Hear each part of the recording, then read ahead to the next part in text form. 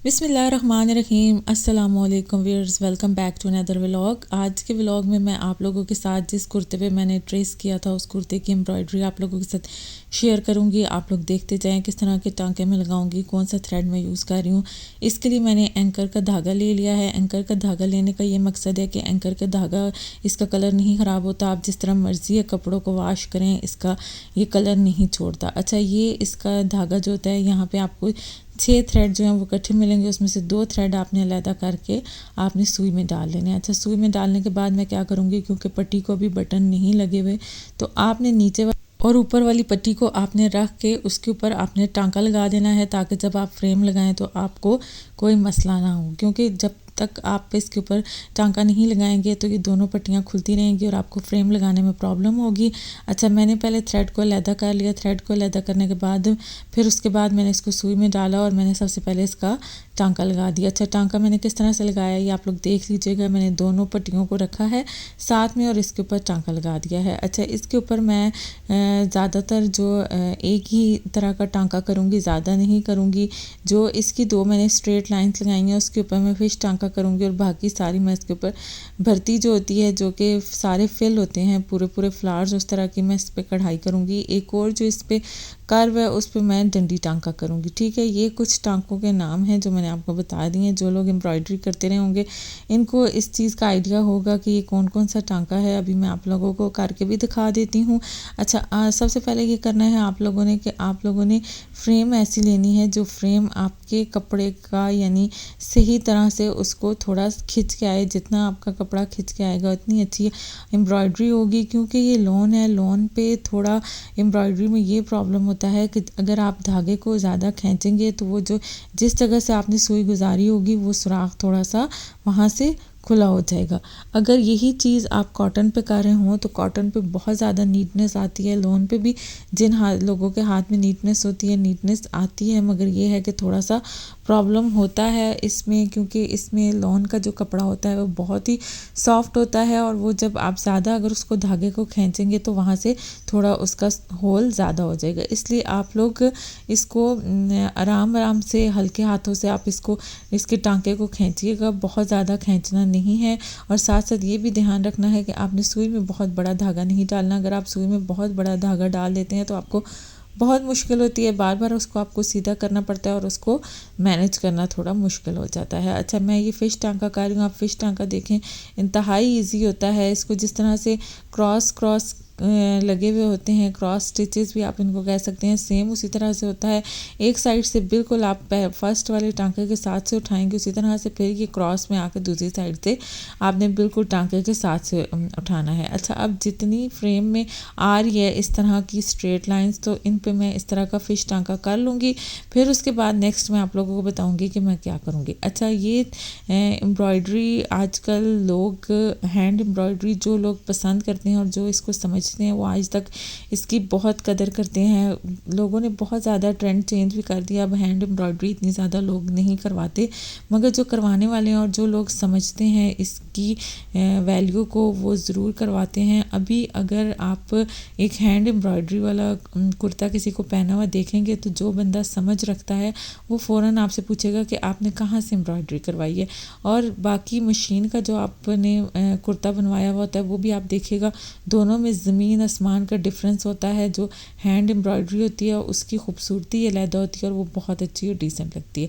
अच्छा, ये फ़िश टांका मैंने कर लिया था। अभी फ्रेम में जितना भी मेरा फ़िश टांका है उसको मैं कोशिश करूँगी कवर कर लूँ। उसके बाद फिर मैं नेक्स्ट इसके फ्लावर्स वगैरह की तरफ आऊँगी। अच्छा, ट्रेस का ये होता है कि ट्रेस अगर आप कहीं से लगवा रहे होते हैं तो वो पता नहीं किस चीज़ से, नील के किस चीज़ से लगा रहे होते हैं, तो वो बाज़ दफ़ा आपके पूरे कपड़े पे फैलना शुरू हो जाते हैं। तो कोशिश करें, अगर आप लोगों की ड्राइंग अच्छी है तो आप इसको लेड पेंसिल से खुद देख के ट्रेस कर लिया करें, आपको किसी के पास जाने की ज़रूरत नहीं पड़ेगी।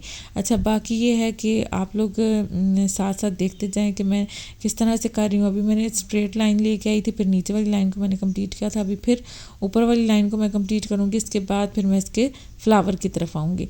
अच्छा, बाकी ये है कि जिस तरह से आप लोग चाहें उस तरह से आप स्टिचेस चेंज भी कर सकते हैं। ज़रूरी नहीं कि आपने यही स्टिचेस लगाने हैं। ये जो मैंने 2 लाइंस लगाई हैं इस पे आप डंडी टांका भी कर सकते हैं। इसके अलावा मोती टांका बहुत खूबसूरत होता है, आप वो भी कर सकते हैं। तो जिस तरह आपकी चॉइस पे है, आपको अच्छा लगे आप कर लें। मेरा बताने का ये मकसद है कि आपको पता होना चाहिए कि ट्रेस कैसा लगाना चाहिए, पट्टी कितनी होनी चाहिए। ठीक है, पट्टी अगर आपकी स्क्वायर में है तब भी आपका बहुत अच्छा एम्ब्रॉयडरी हो सकती है। अगर नीचे से थोड़ी ट्रायंगल शेप में है, आपने अगर उसकी नोक बनाई हुई है तो तब भी उस पर बहुत अच्छी एम्ब्रॉयडरी हो सकती है। अच्छा, फिर वो मैंने फ़िश टांका कंप्लीट कर लिया था जहाँ तक फ्रेम में आ रहा था। उसके बाद मैंने इसके फ्लावर को भर्ती टांके पे करना शुरू कर दिया था। ये भी बहुत अच्छा लग रहा था। आप चाहें तो आप कोई और भी स्टिचेस यूज़ कर सकते हैं। आपको जो स्टिचेस इजीली आते हैं आप वो कर लें। काज टांका बहुत खूबसूरत लगता है बच्चों के कुर्तों पे। अगर आपको मज़ीद ट्रेस की अच्छी वीडियोस चाहिए तो मैं आपको पूरी डिटेल से ट्रेस की वीडियोस बता सकती हूँ। आप लोग ख़ुद घर में ट्रेस करें, अच्छे से अच्छे कपड़े बना सकते हैं आप लोग। कोई मुश्किल नहीं है, सिर्फ ये है कि थोड़ा सा आपको अगर शौक़ हो ना तो आपको ख़ुद बहुत चीज़ें आना शुरू हो जाती हैं। और स्पेशली स्टिचिंग तो ऐसी चीज़ है कि अगर आपको शौक़ होगा तो तब ही स्टिचिंग आएगी। अगर आपको शौक़ नहीं होगा तो आपको स्टिचिंग कभी नहीं आएगी। तो यही बात है कि इंसान को हर काम आना चाहिए। आपको जो काम भी आता है वो आपको फ़ायदा ही दे के जाता है, वो आपको नुकसान नहीं देता। अगर आपको स्टिचिंग आती है तो आप अपने बच्चों के इजीली कपड़े घर पे ही स्टिच कर सकते हैं। आप देखें आजकल टेलर्स को इतने पैसे दे के भी वो उस तरह की चीज़ नहीं बनाते जिस तरह की चाहिए होती है आपको। तो इससे बेहतर ये नहीं है कि अगर आपको ख़ुद स्टिचिंग आती हो तो आप ख़ुद से अपने कपड़ों को डिज़ाइन करें और अपने कपड़ों की स्टिचिंग कर सकते हैं। इसी तरह से एम्ब्रॉयडरी है। अगर एम्ब्रॉयडरी आपको आती है तो उसका भी कोई नुकसान नहीं है। आप हर चीज़ पे एम्ब्रॉयडरी कर सकते हैं। बहुत खूबसूरत आप लेसेस के साथ डिज़ाइनिंग कर सकते हैं अपनी। अगर आपके पास प्लेन शर्ट है तो प्लेन शर्ट के ऊपर बहुत ही खूबसूरत आप छोटे छोटे मोटिव बना सकते हैं उसके दामन पे, उसकी स्लीव्स पे, तो वो बहुत अच्छा लगता है। नेक लाइन आप छोटी सी बना सकते हैं।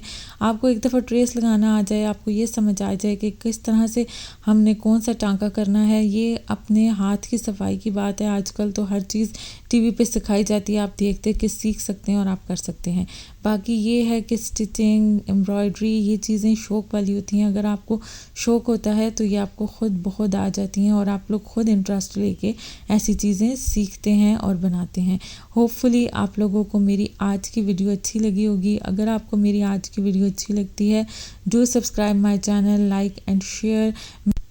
होपफुली आप लोगों के लिए ये वीडियो हेल्पफुल हुई होगी। आप लोग इस वीडियो की हेल्प से अपने बच्चों के कुर्तों को ट्रेस कर सकते हैं, उन पे एम्ब्रॉयडरी कर सकते हैं। हैंड एम्ब्रॉयडरी बहुत खूबसूरत लगती है।